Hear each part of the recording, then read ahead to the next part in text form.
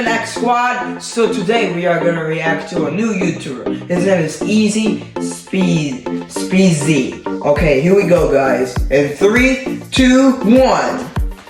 So today we're speedrunning through Cuphead, but we have a Mugman army. We can do this by playing on the legacy version of the game and then making both the first and second player bound to the same controller with an exploit. Then, if we remove the second player and immediately spawn him again, we clone Mugman. You can do this legitimately as many times as you want, and it makes for a pretty fun speedrun. Now after we start the speedrun and skip a couple cutscenes, we're going to want to get the 3 coins from this dude before entering the first run and gun section. And for the run and gun section, all we're really worried about is getting all 5 gold coins so we can get some better weapons. It doesn't really matter if we take too much damage or anything like that, we're just trying to go fast. But after we finally finish that stage, why do you want to go fast? And the lobber for both Cuphead and Mugman. Now it's time to get on to the fun part. So we start out with the root pack, and this is actually a really fun fight. First of all, we're going to want to clone 3 different Mugmen. Then after we get all of them, we're going to want to go right up next to this guy and repeatedly switch between firing lobbers and roundabout shots. Basically, since we're on the legacy version of the game, we can double our damage by just constantly switching between these two. And yeah, you can see it kind of just destroys enemies. Finally, we'll finish out the carrot guy with some EXs, which of course is like 5 different EXs at the same time because every single one of our characters has one. Yeah, you can see the speedrun's gonna be fun. Next, we're moving on to Ribby and Croaks, and similar to the last fight, we're gonna Why are we fighting frogs? For most of the fights, we decide not to clone too many Mugmen, just because after a certain point, it doesn't really save too much more time. Now for this fight, after doing all of our cloning, we pretty much have the same strategy as last time. Just get really close to them, spam some EXs, and try to finish this phase right away. What we can actually do for this is skip the windmill phase as well if we get enough damage. So you'll see he goes right into his mouth, and now we get to do the lottery machine stuff. Now for this part, first of all, we can't really do too much until we spin the wheel, and then we can get one of 3 different attacks, but it doesn't really matter which one we do get because we're doing so much damage, especially with our EXs, that we just finish them off nice and easy. So you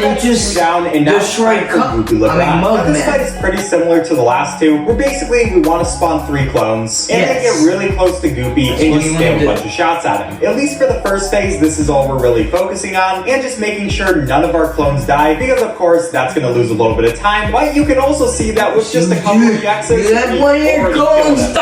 which is actually insane. He didn't even get the chance to get bit. But alright, now it's time for Hilda, and this is going to be our first air fight. Now you can still do the glitch in the air fights as well. It does feel like a tiny bit different timing, but I'm not actually sure if that's true or not. But pretty much like all the rest of them, we just want 2 to 3 clones. Then we're basically going to be up in our face and try to shoot as many shots at her as we can. We're also going to use our EXs whenever we can as well, just to get that extra damage. There's not too much to say about this fight. It's basically just do a bunch of damage, try to go fast, and eventually she's going to start her complaining phase. Now you can't. And she's going to turn into a giant moon. It only fills up your EX bar, so we make sure not to use any EXs until she gets to her moon phase, and then let them all rip, and she will go down pretty easily. So finally, let's move on to the last fight in World 1 against Cagney Carnation. Now the flower is probably one of the most satisfying fights using this glitch, and that's because this guy gave me so much trouble when I was speedrunning this game normally. But if we spawn 3 clones and just get right up in his face, all we have to do is stand by him, jump, and do a ton of damage. And we're gonna end up doing so much damage that he'll get into the second phase but not even get the chance to use it. Yeah, this just feels right. Then of course we talk to King Dice and make it to the second world where the challenge is actually going to get hard. So to start off, we talk to this guy and he gives us harder challenges for our air fights. In the second world, I choose to do the fights that I find the hardest, just so if I have to reset, at least I don't waste too much time. And one of those fights I find annoying is going to be against the genie. Now I don't really have a set amount of spawn for this fight. I just try to spawn as many as possible as fast as possible until he finally decides to use his chest move and we actually have to start dodging attacks. Then we just want to get really close to him and use both our bombs and our regular shots. Why are you using the tiny bombs? We're going to do a ton of damage to him, and now we can move on to this phase, which, you know, it's pretty simple. You just kind of go through, destroy the faces, try not to die. Not too much to explain for this. But after we get done with that, I'm going to spawn a couple more guys just so we can hopefully finish them off really fast. Why are you spawning more? We just want to get really close to him, switching between the regular shots and the bomb shots. There's no reason to spawn more. My Mugmen, I can just go and parry them and save their spawn more clones. If you said 2 to 3, off nice and easily, skipping his last 2 phases. Did you change your rules? A ton of time. So yeah, that that fight is definitely a run killer for me, but so is Beppy the Clown, the fight we're doing next. Now for this fight, we want to spawn exactly 3 Mugman clones.